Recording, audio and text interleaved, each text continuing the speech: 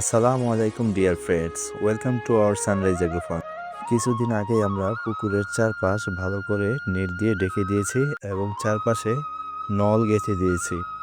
অবশেষে আমাদের মাছ আনার পালা। আমরা ময়মনসিংহ ত্রিশাল থেকে মাছের অর্ডার দিয়েছিলাম।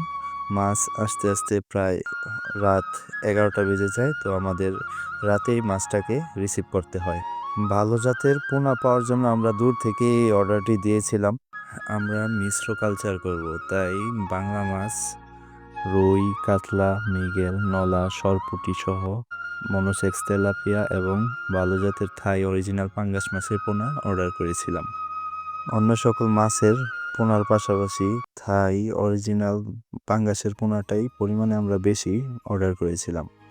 আমরা ভালো জাতের পোনা অর্ডার করেছি, তাই অরিজিনাল জাতের পোনাগুলো কেমন হয় এই নার্সারি ভাই আমাদেরকে হাতে দেখিয়ে দিচ্ছিলেন।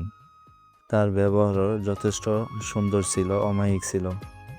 উনি আমাদেরকে মাছগুলো বুঝিয়ে দেওয়ার পর আমরা মাছগুলোকে একে একে সুন্দরভাবে বুঝে নিলাম তার কাছ থেকে।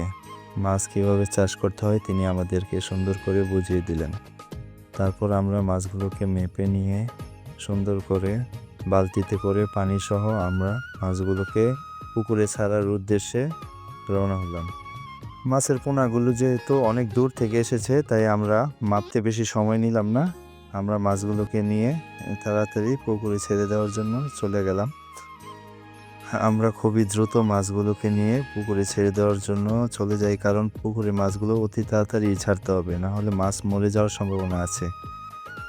তাই আমরা একে একে সবগুলো মাছকে আমরা খুবই সুন্দরভাবে পুকুরে ছেড়ে দিতে সফল হই।